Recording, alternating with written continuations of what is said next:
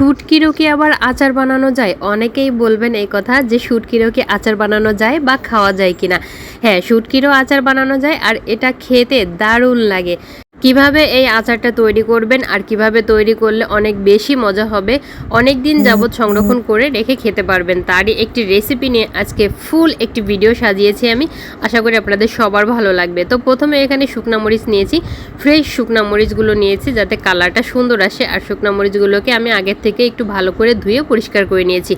তারপর এখানে গরম পানি দিয়ে দিলাম, আধা ঘন্টার মতো শুকনা মরিচটাকে ভিজিয়ে রাখবো। এতে করে বাটতে বা ব্লেন্ডারে দিলে শুকনা মরিচগুলো অনেক সুন্দর মিহিন হবে আর কালারটাও অনেক সুন্দর আসবে। নিয়ে নিচ্ছি লইট্টা শুটকি মাছ। আপনারা চাইলে কিন্তু যে কোনো শুটকি মাছ নিতে পারেন। আমার হাতের কাছে লইট্টা শুটকি মাছ ছিল, তাই সেটাই নিয়ে নিলাম। ভালো করে কেটে নিয়েছি। এখন একটু ঠান্ডা পানি দিয়ে এই লইট্টা শুটকিগুলোকে ধুয়ে নেব সুন্দর করে। অবশ্যই কাটার সময় ভিতরে যে নাড়িভুড়ি থাকে সব কিছু ফেলে দিয়ে কাটবেন। তারপরে এখানে গরম পানি দিয়ে শুটকিটাকে আধা ঘন্টার মতো ভিজিয়ে রাখবো। গরম পানিতে ভেজানোর ফলে শুটকিগুলো অনেক নরম হয়ে যাবে আর উপরে যে ময়লাগুলো খুব সহজেই ধুলে পরিষ্কার হয়ে যাবে। আর ভেতরের এই কাঁটাটাও সুন্দর মতো আপনি খুলে নিতে পারবেন। শুকনো মরিচগুলো নিয়ে নিয়েছি, সাথে নিয়েছি বেশ কিছুটা পেঁয়াজ। এখানে 1 কাপের মতো পেঁয়াজ আছে। সম্পূর্ণ পেঁয়াজগুলো দিয়ে পেঁয়াজ আর এই শুকনো মরিচটা আমি একটু ব্লেন্ড করে নেব। আপনারা চাইলে এই কাজটা পাটায়ও করতে পারবেন। পেঁয়াজ আর মরিচটা সুন্দর করে ব্লেন্ড করে নিয়েছি। এখন কড়াইতে সরিষার তেল দিয়ে দিচ্ছি। অবশ্যই সরিষার তেলটা নেওয়ার চেষ্টা করবেন, তাহলে স্বাদ আর কালার দুটোই সুন্দর আসবে। দিয়ে দিচ্ছি কয়েকটা পাঁচফোড়ন।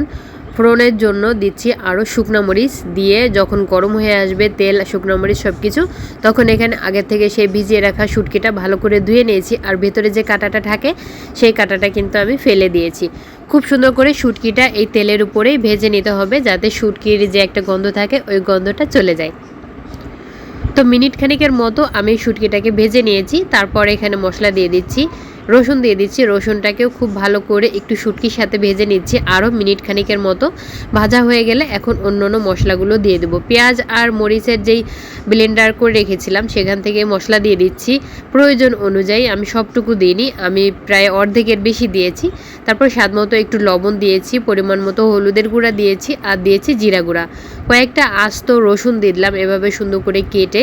আস্ত রসুন আচারের মধ্যে খেতে কিন্তু খুবই ভালো লাগে, আর এই শুটকির আচারের রসুনটা খেতে অনেক ভালো লাগে। এক কথায় এই শুটকির আচারটা অসম্ভব মজার। যারা এখনও এই শুটকির আচারটা ট্রাই করেনি অবশ্যই ট্রাই করবেন, অনেক ভালো লাগবে। যারা শুটকি লাভার আছেন, এখন কিন্তু অনবরত নাড়াচাড়া করতে হবে যাতে তলায় কোনোভাবেই লেগে না যায়। তলায় লেগে গেলে কিন্তু স্বাদ আর কালার দুটোই নষ্ট হয়ে যাবে। তারপর এখানে দিয়ে দিচ্ছি তেঁতুলের কাঠ বা টক, যেটাই বলুন না কেন। আমি একটু প্রয়োজন অনুযায়ী দিয়েছি। খুব বেশি টক হলে শুটকির আচারটা খেতে ভালো লাগে না, তো আমি অল্প করেই একটু দিয়েছি, 2 চা চামচের মতো হবে। আর তারপরে সামান্য চিনি ব্যবহার করেছি টকের স্বাদটা একটু ব্যালেন্স করার জন্য। সুন্দর মতো করে এখন নাড়াচাড়া করব আর উপরে তেলটা উঠে আসা পর্যন্ত এটা রান্না করতে থাকবো। আর অবশ্যই এর পর্যায়ে একটু টেস্ট করে দেখবেন মরিচ তারপরে লবণ সব কিছু ঠিক আছে কিনা। যদি কিছু লাগে এ পর্যায়ে অ্যাড করে দিয়ে এরকম শুকনো শুকনো হওয়া পর্যন্ত এটাকে রান্না করে নিতে হবে। তো উপরে যখন তেল উঠে আসছে আমি কড়াই থেকে উঠাই নিচ্ছি। আর দেখুন আচারটা কতটা লোভনীয় লাগছে, মাশাআল্লাহ। দেখতে যতটা লোভনীয় লাগছে খেতে কিন্তু তার থেকে অনেক বেশি মজা হয়েছে। শুটকির আচার আজকে মন ভরে ভাত খেয়েছি এই শুটকির আচারটা দিয়ে। যারা শুটকি লাভার আছেন তারা কিন্তু চাইলে এটা বানিয়ে 3-4 মাসের মতো এমনিতেই বাইরে বয়ম ভরে রেখে দিলে ভালো থাকবে। ভেজা চামচ আর ভেজা হাত যদি আচারে না পড়ে তাহলে কিন্তু আচার কোনোভাবেই নষ্ট হবে না, দীর্ঘদিন আচার ভালো থাকবে। তো সবাই ভালো থাকবেন, আমাদের জন্য দোয়া রাখবেন। ভিডিওটি ভালো লাগলে ছোট্ট একটি শেয়ার দিবেন। আল্লাহ হাফেজ।